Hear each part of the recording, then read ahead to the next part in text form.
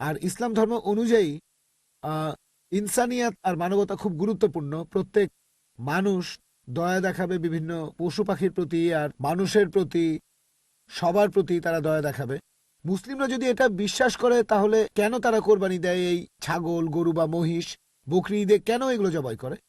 মুসলিমরা যে কাজটা করে সেটা কি মানবতার পক্ষে আছে, মানে মানবতা বা ইনসানিয়াত? ভাই খুব সুন্দর প্রশ্ন করলেন যে আমরা বকরি ঈদে কেন গরু ছাগল কোরবানি দেই। বকরি ঈদ না হলে কি কোরবানি দিতে না না, পারবো? যে কোনো পশুর কথা বলতে পারো। প্রশ্ন করছি বকরি ঈদ বাদে অন্য সময় কোরবানি দিলাম, এটার কি অনুমতি আছে? না না, এরকম আমার প্রশ্নটা হলো বকরি ঈদের সময় নিয়ে আর অন্যান্য সময়গুলো। আচ্ছা ঠিক আছে, দুটোরই উত্তর দিচ্ছি।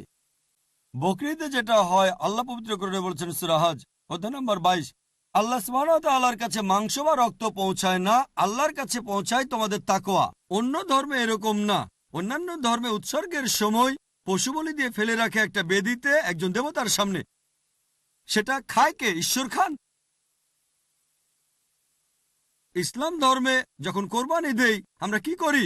কমপক্ষে 1/3 অবশ্যই গরিব লোককে দিতে হবে, 1/3 দেব আত্মীয় আর বন্ধুদের, বাকিটা নিজের জন্য রাখবো। নিজের জন্য ম্যাক্সিমাম 1/3 রাখতে পারবেন। চাইলে আপনি পুরোটাই দান করে দিতে পারেন। তাহলে যখন কোরবানি দিচ্ছি তখন কি করছি? মানুষ জাতির উপকার করছি। আমরা তাদের জন্য খাবার দিচ্ছি। এখন কাউকে খাবার দেয়া এটা কি ভালো না খারাপ? খাবার দেয়া যাতে মানুষ উপকার পেতে পারে, এটা কি ভালো না খারাপ? ভালো। মানুষের জন্য এটা ভালো না খারাপ? ভালো। তাহলে ইসলাম হচ্ছে মানবতার ধর্ম। আপনি প্রশ্ন করতে পারেন যে প্রাণীদের কেন হত্যা করা হচ্ছে? মানুষের জন্য ভালো, কিন্তু প্রাণীদের জন্য কি হচ্ছে?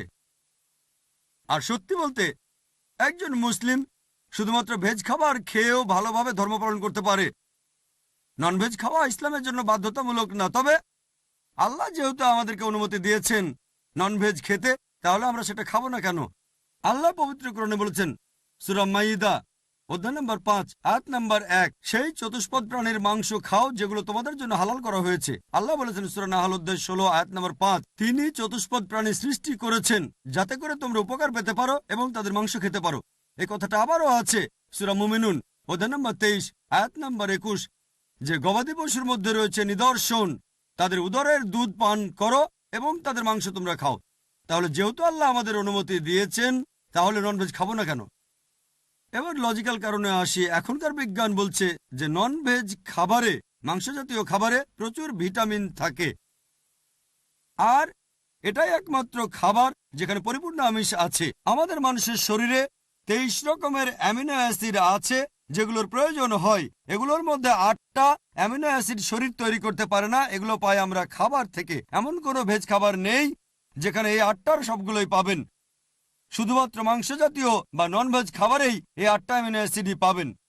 এছাড়াও যদি আপনারা দাঁত পরীক্ষা করেন তৃণভোজী প্রাণীদের, গরু, ছাগল, ভেড়া, তাদের দাঁতগুলো সমান। তারা শুধু ভেজ খাবার খায়, মাংস খেতে পারে না। এরপর যদি দাঁত পরীক্ষা করে দেখেন মাংসাশী প্রাণীদের, বাঘ, সিংহ, চিতাবাঘ, তাদের মুখের দাঁতগুলো সূচালো যাতে মাংস খেতে পারে, এজন্য তাদের দাঁতগুলো থাকে সূচালো। তারা শুধু মাংসই খায়, ভেজ খাবার তারা খেতে পারে না। যদি আয়নার সামনে দাঁড়িয়ে আপনার দাঁতগুলো দেখেন, আমাদের সূচালো দাঁত আছে, আবার সমান দাঁতও আছে। আমরা সব ধরনের খাবারই খেতে পারি। যদি আল্লাহ চাইতেন শুধু ভেজ খাবারই খাবো, তাহলে আমাদেরকে সূচালো দাঁত দিলেন কেন? ননভেজ খাওয়ার জন্য।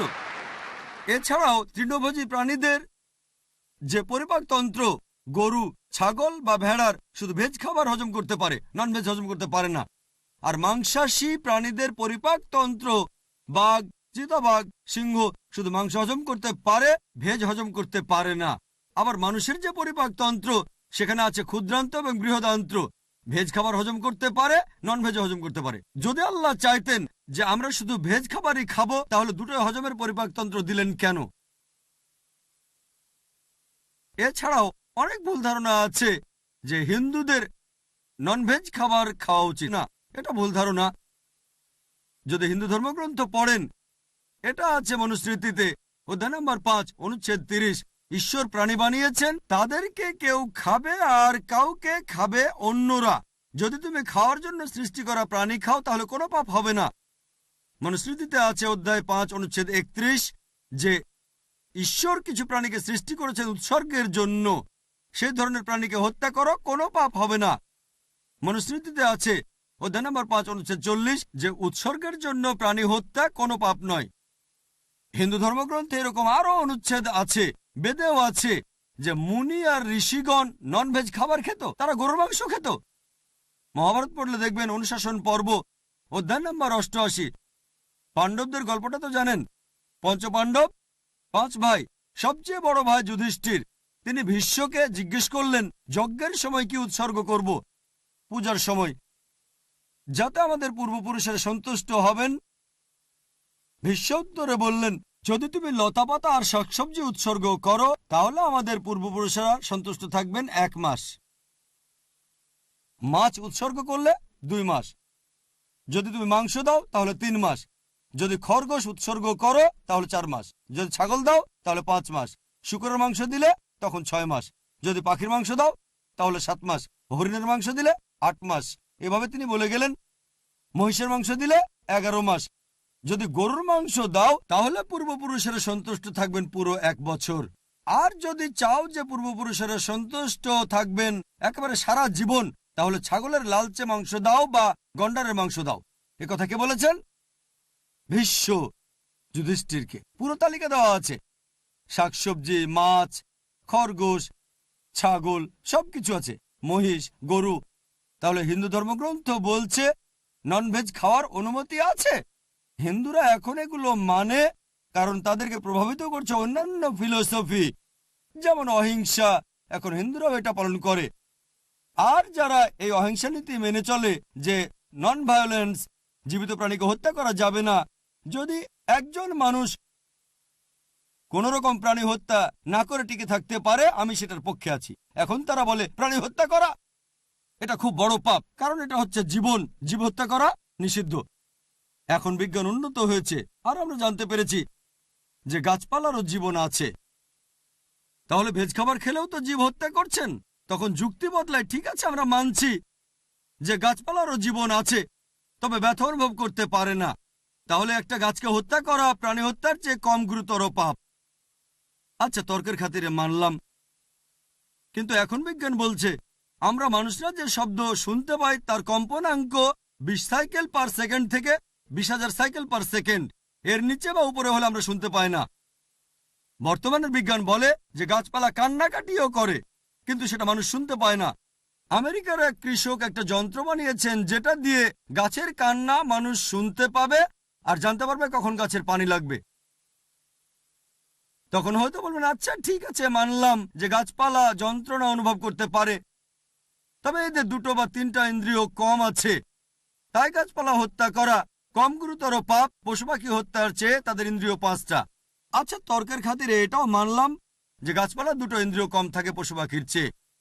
আপনাদের একটা প্রশ্ন করি, যে ধরেন আপনার ভাই, আল্লাহ না করুন, ধরেন সে জন্মালো বোবা আর কালা হয়ে, আর বড় হওয়ার পরে তাকে কেউ মেরে ফেললো, তখন কি জজের কাছে গিয়ে বলবেন, মাই লর্ড এই খুনিকে কম শাস্তি দেন কারণ আমার ভাই ছিল বোবা আর কালা? এভাবে বলবেন? আপনি জজকে বলবেন তাকে বড় শাস্তি দেন, আমার ভাই ছিল মাসুম, সে শুনতো না, বলতে পারতো না। তাই ইসলাম ধর্মে এমন না যে 2টো ইন্দ্রিয় কম বা 2টো বেশি। আল্লাহ পবিত্র কোরআনে বলেছেন সূরা বাকারা অধ্যায় 2 আয়াত 168, তোমরা বৈধ আর পবিত্র খাদ্যবস্তু থেকে আহার করো, যেটা ভালো পবিত্র সেটা খেতে পারেন। আর এছাড়াও যদি অমুসলিমরা তারা ননভেজ খাবার খেতে না চায়, আমার কোনো সমস্যা নেই, আপত্তিও নেই। শুধুমাত্র যখন বলছেন এটা পাপ, মানবতার বিরুদ্ধে, তখন আমি উত্তর দিচ্ছি। এমনিতে অমুসলিমরা ভেজ খাবার খেলে সেটা আমার জন্য ভালো। যদি সব অমুসলিম ননভেজ খাওয়া শুরু করে দেয় তাহলে গরু ছাগলের মাংসের দাম বেড়ে যাবে। তাই ব্যক্তিগতভাবে আমার আপত্তি নেই।